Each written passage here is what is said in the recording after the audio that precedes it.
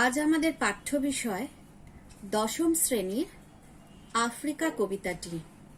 কবি রবীন্দ্রনাথ ঠাকুরের কবিতা আফ্রিকা। কবিতাটি সম্পর্কে বিস্তারিত আলোচনা আমরা পূর্বেই করেছিলাম। আজকে আমাদের পুনরালোচনা কারণ এই কবিতা থেকে কিছু প্রশ্ন নিয়ে আজকে আমরা আলোকপাত করব।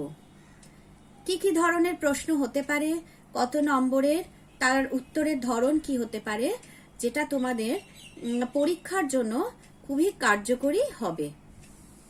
প্রথম পর্যায়ে আমরা তাহলে আফ্রিকা পুনরালোচনা করব, আর দ্বিতীয় পর্যায়ে আমরা করব তোমাদের ব্যাকরণ পোর্শনের ব্যাকরণ প্রথম অধ্যায় কারক ও অকারক সম্পর্ক। এটাও বিস্তারিতভাবে তোমাদের ক্লাসেই আলোচনা হয়েছিল, অনলাইনেও আলোচনা হয়েছে, পড়ানো হয়েছে। সেখান থেকেও আজ কিছু প্রশ্ন কিরকম ধরনের হতে পারে তোমাদের সামনে রাখবো তোমাদের সুবিধার্থে। তাহলে চলো আমরা প্রথমে আফ্রিকা কবিতায় প্রবেশ করি। এই কবিতা সম্পর্কে বিস্তারিত তোমরা জেনেছিলে, কিন্তু যেহেতু আজকের প্রশ্ন নিয়ে আলোচনা করব, সে কারণে প্রথমে আফ্রিকা কবিতার মূল বিষয়বস্তুটা একটু তোমাদের বলে নিই, তোমাদের সুবিধে হবে। আফ্রিকা কবিতাটি উপেক্ষার অন্ধকারে ডুবে থাকা এক মহাদেশের প্রতি কবি রবীন্দ্রনাথ ঠাকুরের শ্রদ্ধার্ঘ।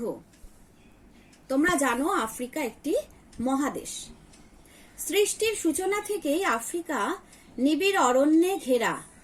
সূর্যের আলো সেখানে ঠিকভাবে প্রবেশ করতে পারে না, ওই জন্য কবি বলেছেন কৃপণ আলোর অন্তঃপুরে। দুর্গম অরণ্য ঘেরা এই মহাদেশ শুধু অরণ্য ঘেরাই নয়, চারিদিকে তার সমুদ্র বেষ্টিত আটলান্টিক মহাসাগর এবং তার শাখা উপশাখা দিয়ে এই মহাদেশের তিনটে দিক ঘেরা, যার জন্য বহু যুগ পর্যন্ত আফ্রিকা মহাদেশ বহির্বিশ্বের কাছে ছিল অজানা, রহস্যাবৃত এক জায়গা। কিন্তু ঊনবিংশ শতাব্দীর মাঝামাঝি সময় থেকে ইউরোপীয় সাম্রাজ্যবাদী শক্তিগুলি আফ্রিকা সম্পর্কে জানতে পারে, এই মহাদেশের সম্পর্কে।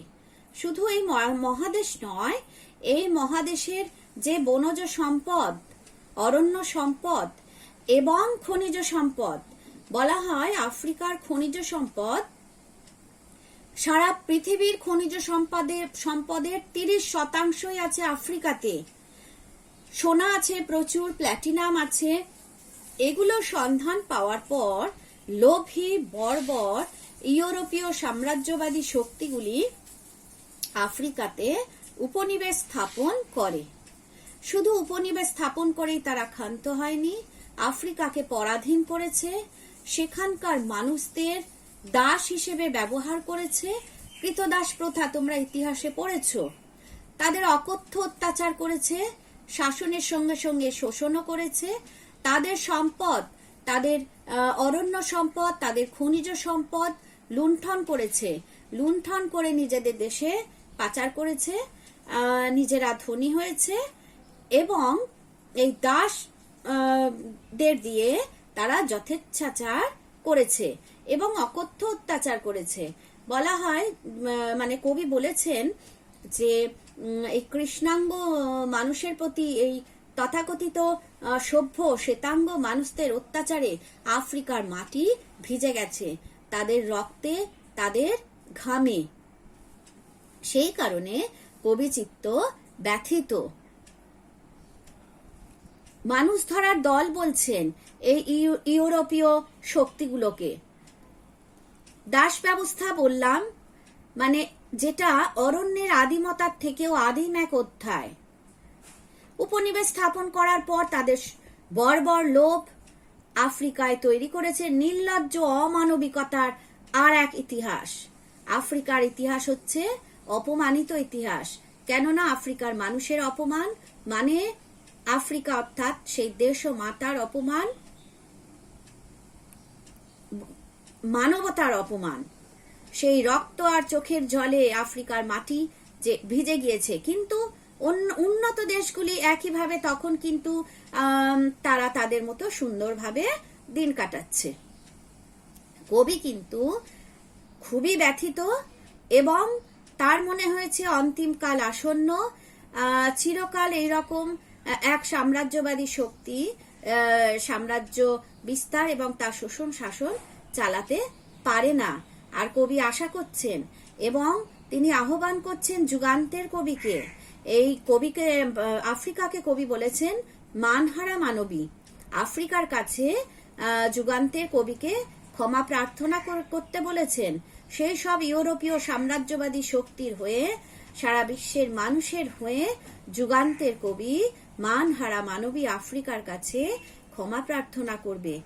মানুষের যাবতীয় শুভবোধকে ক্ষমার মধ্য দিয়েই প্রকাশ করতে চেয়েছেন কবি, আর হিংস্র প্রলাপের মধ্যে সেটাই হবে সভ্যতার শেষ পুণ্যবাণী। এভাবে বিশ্ব মানব মৈত্রীর মধ্য দিয়েই আফ্রিকার আর এক নব উত্থানকে কবি কল্পনা করেছেন তার এই কবিতায়। তাহলে বিষয়বস্তুটা বোঝা গেল, তোমাদের মনেও পড়ছে নিশ্চয়। এবার আমরা প্রবেশ করব প্রশ্নের মধ্যে। তাহলে আমরা প্রশ্নে প্রবেশ করি। প্রশ্ন আসে তোমাদের রচনাধর্মী প্রশ্নোত্তর, শব্দসীমা কম বেশি 150, আর প্রশ্নমান 5, তার মানে 5 নম্বর থাকে এই রচনাধর্মী প্রশ্নোত্তরে। এইখানে প্রথমে আমরা যাব 1 নম্বর প্রশ্নে। আফ্রিকা কবিতা রচনার পটভূমি সম্পর্কে যা জানো লেখো। আফ্রিকা কবিতা রচনার পটভূমি সম্পর্কে যা জানো লেখো, মানে রবীন্দ্রনাথ ঠাকুর কোন পটভূমিকায়, কোন পরিপ্রেক্ষিতে, কোন মানসিকতা নিয়ে এই কবিতাটি লিখেছিলেন।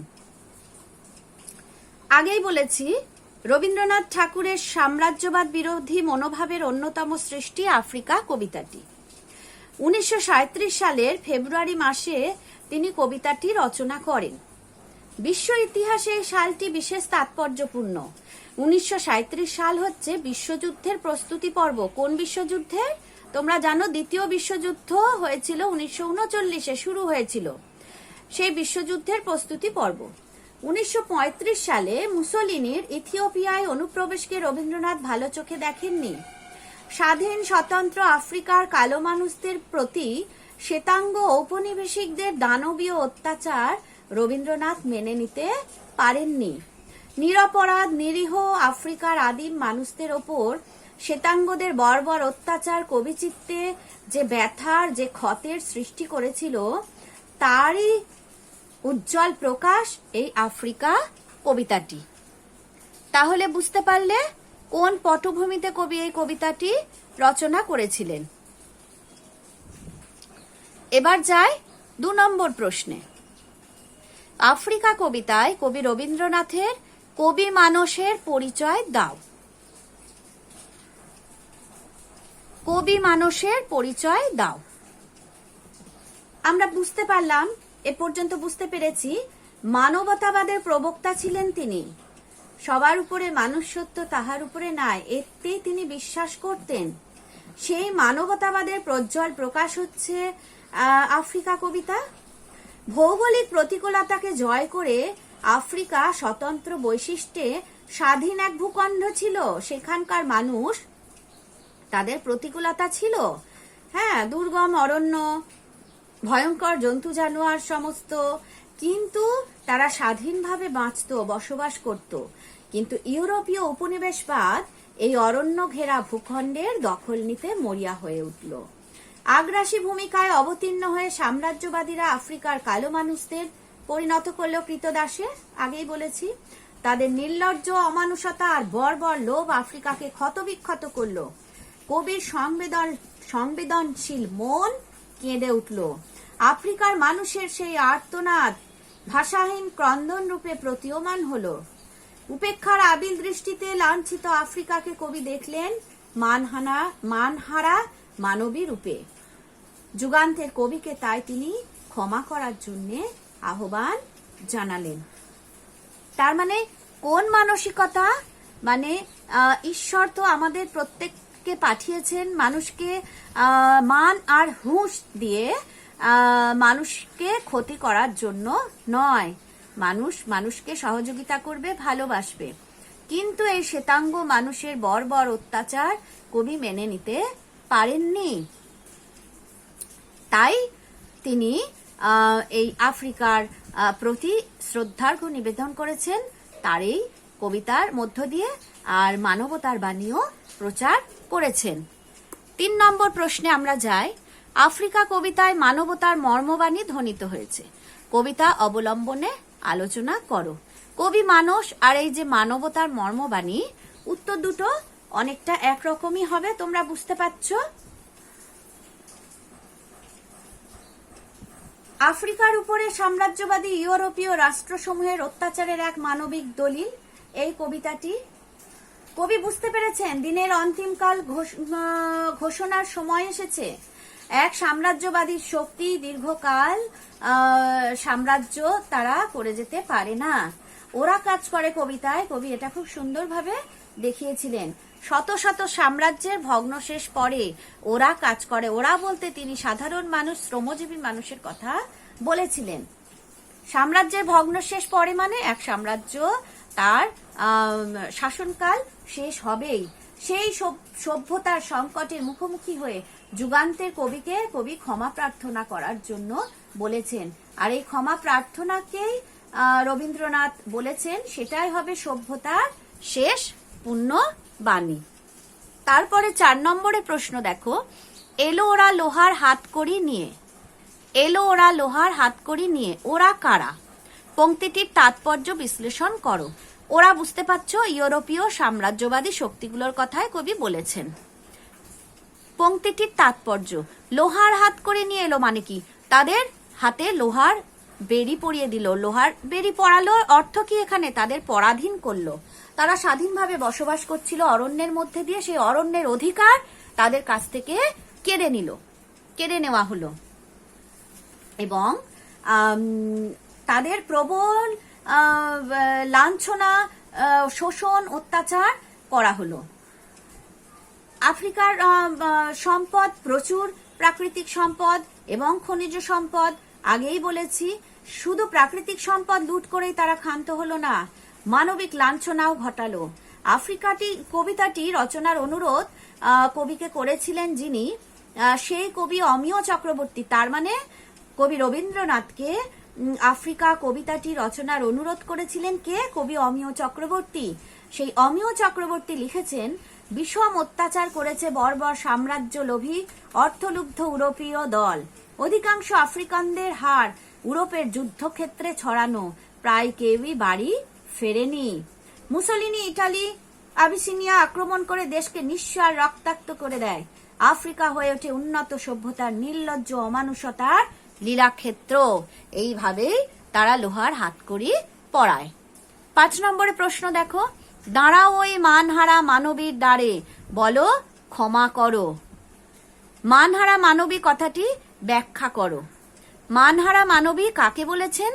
কবি এখানে আফ্রিকাকে বলেছেন। মানবী হিসেবে তিনি আফ্রিকাকে দেখেছেন। কোন দেশ আমাদের দেশমাতা, দেশমাতৃকা, আমাদের যেমন আমাদের ভারত মাতা, তেমনি আফ্রিকা মানবী। তার যে অধিবাসীরা তারা তার সন্তান, তাদের মান সম্মান হানি মানে সেই দেশেরও মান সম্মান হানি, তাদের লাঞ্ছনা মানে দেশের লাঞ্ছনা। সেই হিসেবে মানহারা মানবী, এই মানহারা মানবীতে পরিণত করেছিল কারা? সাম্রাজ্যবাদী ইউরোপীয় লোভী বর্বর তথাকথিত সভ্য দেশগুলি।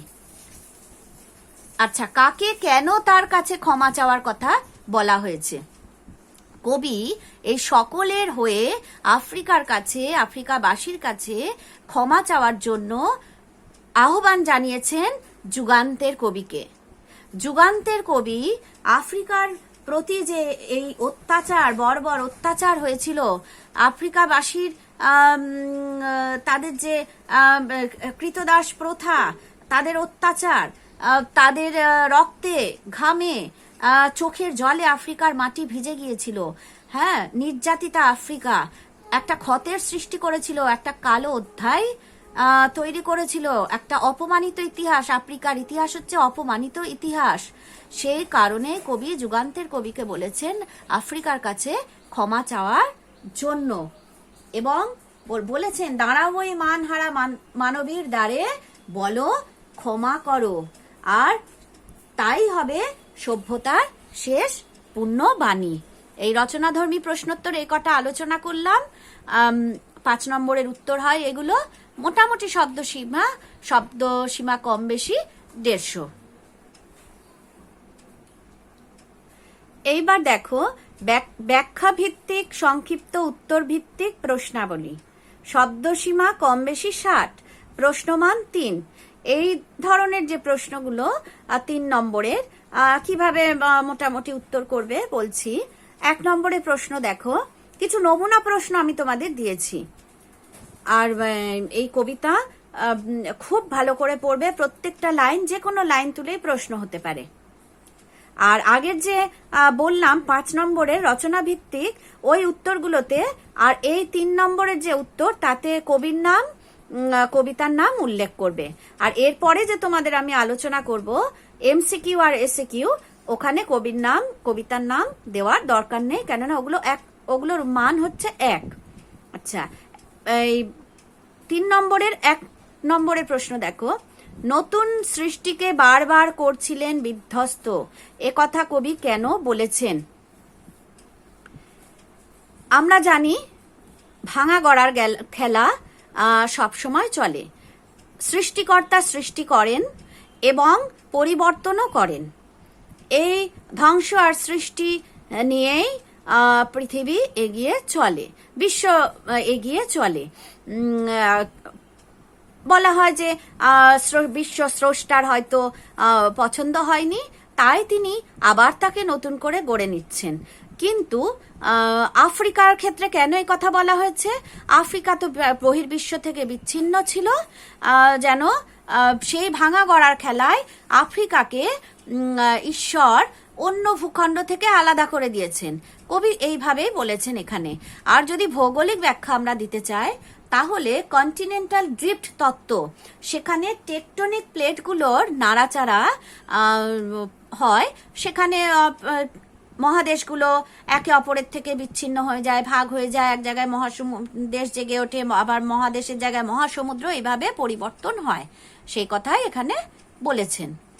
2 দেখো, অপরিচিত ছিল তোমার মানব রূপ, বলার কারণ কি? আচ্ছা, অপরিচিত ছিল তোমার মানব রূপ বলার কারণ আগেই ব্যাখ্যা করা হয়েছে। রচনাধর্মী যখন বলেছি বা কবিতার বিষয়বস্তু যখন বলেছি, তখনই আমাদের এটা তোমরা খেয়াল করেছো। অপরিচিত ছিল কেন? অন্য ভূখণ্ড থেকে আলাদা ছিল, বহির্বিশ্বের কাছে অজানা ছিল, এবং ছিল দুর্গম অরণ্য সংকুল। হ্যাঁ, এই কারণে। আচ্ছা, 3 দেখো, নগ্ন করলো আপন নির্লজ্জ অমানুষতা। কিভাবে নির্লজ্জ অমানুষতা প্রকাশ পেল? ওই যে আফ্রিকার উপর অত্যাচার, আফ্রিকার বুকে সাম্রাজ্যবাদী শক্তি সমূহের যে আগমন এবং সেই অত্যাচার, ইতিহাসের এক ধারাক্রমকে রবীন্দ্রনাথ ঠাকুর তার এই কবিতায় তুলে ধরেছেন, যা থেকে মনে হয় কবি সেই 5ম শতক থেকে প্রায় আধুনিক কাল পর্যন্ত প্রচলিত যে দাস ব্যবস্থা, সেই দিকে কবি ইঙ্গিত করতে চেয়েছেন। এখনো কি আমাদের দাস নেই? সেই কৃত দাস প্রথা নেই, কিন্তু এখনো আমরা মানুষকে দাস হিসেবে কি ব্যবহার করি না? করি। মানুষকে সবসময় মানুষের প্রাপ্য মর্যাদা আমরা দিই না। মানুষের অসহায়তার সুযোগ নিয়ে আমরা তাদের কাজে লাগাই। 4, নখ যাদের তীক্ষ্ণ তোমার নেকড়ের চেয়ে। যাদের বলতে কাদের বোঝানো হয়েছে? তাদের নখ নেকড়ের চেয়ে তীক্ষ্ণ বলার কারণ কি? যাদের বলতে কাদের বোঝানো হয়েছে? ওই বর্বর লোভী ইউরোপীয় সাম্রাজ্যবাদী শক্তিগুলি। এবং তাদের নখ যাদের তীক্ষ্ণ তোমার নেকড়ের চেয়ে, তোমার মানে আফ্রিকায় অনেক হিংস্র জীবজন্তু রয়েছে সেই গভীর জঙ্গলে, কিন্তু তাদের নখ তীক্ষ্ণ, অর্থাৎ তারা তো ভয়ঙ্কর, কিন্তু ঈশ্বর তো তাদের সেইভাবেই সৃষ্টি করেছেন। হ্যাঁ, কিন্তু মানুষকে তো তিনি পাঠাননি মানুষের ওপর অত্যাচার করতে, কিন্তু এইখানে লোভী সাম্রাজ্যবাদী গুলোর যে অন্যায় শোষণ শাসন অত্যাচার আমরা দেখতে পাই, সেটা কিন্তু ভয়ঙ্কর নেকড়ের চেয়েও আরো ভয়ঙ্কর। তাই বলেছেন তাদের নখ নেকড়ের চেয়ে তীক্ষ্ণ, কবি বলেছেন। 5 নম্বর দেখো, পঙ্কিল হলো ধুলি তোমার রক্তে অশ্রুতে মিশে। কিভাবে এমন পরিস্থিতি তৈরি হলো, এর উত্তরও তোমরা পেয়ে গেছো। সেই যে আফ্রিকার কৃষ্ণাঙ্গ মানুষদের ওপর অত্যাচার, অনেক মানুষ মারা গিয়েছিল, তাদের রক্ত, তাদের চোখের জল, তাদের কষ্ট যেন আফ্রিকার বুকের মাটির সঙ্গে মিলেমিশে একাকার হয়ে গিয়েছিল। পঙ্কিল, পঙ্ক মানে কাদা, কাদার পিণ্ডে, মাটি ভিজে গিয়ে কাদার পিণ্ডে পরিণত হয়েছিল। মেয়েরা এবার দেখো বহু বিকল্প ভিত্তিক প্রশ্নাবলী, এমসিকিউ, মাল্টিপল চয়েস কোয়েশ্চেন। প্রশ্নমান কত? 1 নম্বরের প্রশ্ন, কবি আদিম যুগের যে বিশেষণ ব্যবহার করেছেন তা হলো, 4টে উত্তর যে কোনো একটা তোমাদের বেছে লিখতে হবে। আদিম যুগের বিশেষণ হিসেবে কি ব্যবহার করেছেন? উদ্ভ্রান্ত, চেতনাতীত, দৃষ্টি অতীত, অপমানিত। যেটা ঠিক উত্তর সেটা তোমরা টিক দেবে বা বেছে লিখবে। 2, উপেক্ষার দৃষ্টি কেমন ছিল? তীক্ষ্ণ, আবিল, বর্বর, অন্ধ। কোন উত্তরটা ঠিক খুঁজে বার করবে। 3 নম্বর, গর্বে যারা অন্ধ, কার চেয়ে বেশি অন্ধ? অন্ধকারের, সূর্যহারা অরণ্যের, কুয়াশার, গুহার। 4টে উত্তর, অন্ধকারের, সূর্যহারা অরণ্যের, কুয়াশার, গুহার। সঠিকটা বেছে নেবে। 4, প্রদোষকাল ঝঞ্ঝা বাতাসের ঊর্ধ্বশ্বাস। প্রদোষ শব্দের অর্থ ভোর, রাত্রি, সন্ধ্যা, দুপুর। প্রদোষ শব্দের অর্থ কোনটা ঠিক? ভোর না রাত্রি না সন্ধ্যা না দুপুর? সেটা তোমরা বুঝে লিখবে। 5, কবি সন্ধ্যার শেষ রশ্মিপাতে কাকে আহ্বান করেছেন? কাকে আহ্বান করেছেন?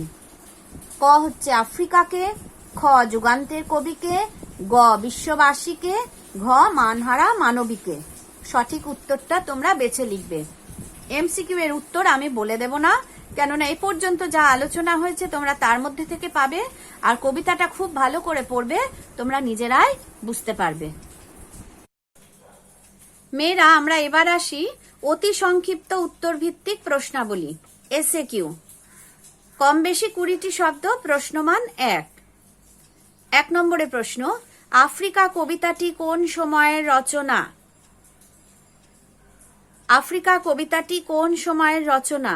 2, রবীন্দ্রনাথ ঠাকুর কার অনুরোধে আফ্রিকা কবিতাটি লেখেন? রবীন্দ্রনাথ ঠাকুর কার অনুরোধে আফ্রিকা কবিতাটি লেখেন? 3, কৃপণ আলোর অন্তঃপুরে আলো কৃপণ কেন? 4, চিরচিহ্ন দিয়ে গেল তোমার অপমানিত ইতিহাসে, ইতিহাস অপমানিত কেন? 5, অশুভ ধ্বনিতে ঘোষণা করল দিনের অন্তিমকাল, দিনের অন্তিমকাল ঘোষণা করার মর্মার্থ কি? 6, সেই হোক তোমার সভ্যতার শেষ পুণ্যবাণী, সভ্যতার শেষ পুণ্যবাণীটি কি হওয়া উচিত বলে কবি মনে করেন? এই প্রত্যেকটা প্রশ্নের উত্তর আজকে তোমাদের আমি এর আগে যে আলোচনা করেছি তার মধ্যেই পেয়ে যাবে। তোমরা একটু খেয়াল করলেই বুঝতে পারবে, উত্তরগুলো তোমরা নিজে করবে। মেয়েরা আমরা এবার ব্যাকরণ অংশে প্রবেশ করি।